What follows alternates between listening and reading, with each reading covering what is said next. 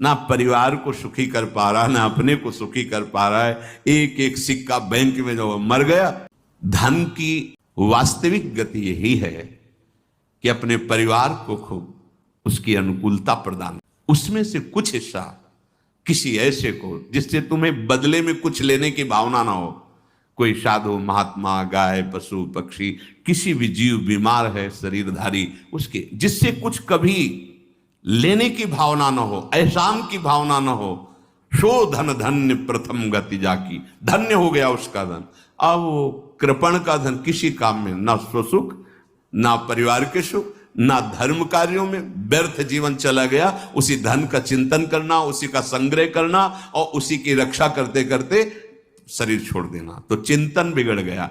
रुपया और भोग, उसी की चर्चा कर, जहां बैठे रुपया की चर्चा, भोग की चर्चा, जहां एकांत में बैठे उसी का चिंतन, कैसे रुपया बढ़े, कैसे भोग मिले।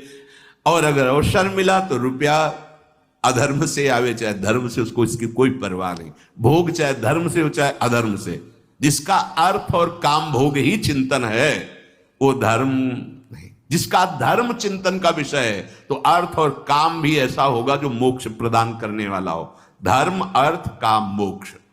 माना आपकी पत्नी है, उसका स्वभाव बिगड़ा हुआ है, क्रोधी है, कटु वचन बोल, लेकिन आपके ही प्रारब्ध के लिए। माना आपका पति ऐसा स्वभाव वाला, पर आपके ही प्रारब्ध से तो संयोग बना है आकर, अब इसका निर्वाह कर ले जाओ तो पवित्र हो जाओगे दोनों। और अगर झगड़ा और लड़ाई और मारपीट और कहीं हिंसादि के रूप में उतर गए तो फिर और करनी बिगड़ गई। बालक है, आप उसको ज्ञान नहीं कि आप पवित्र है, क्या आप पवित्र है, उसको ज्ञान नहीं कि आप उसके साथ व्यवहार अच्छा कर रहे हैं कि बुरा कर रहे हैं।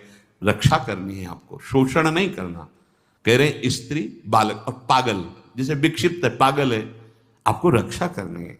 बन जाए तो उसको भोजन, ऐसा नहीं कि ईंट मारो, उसको अपमानित करो।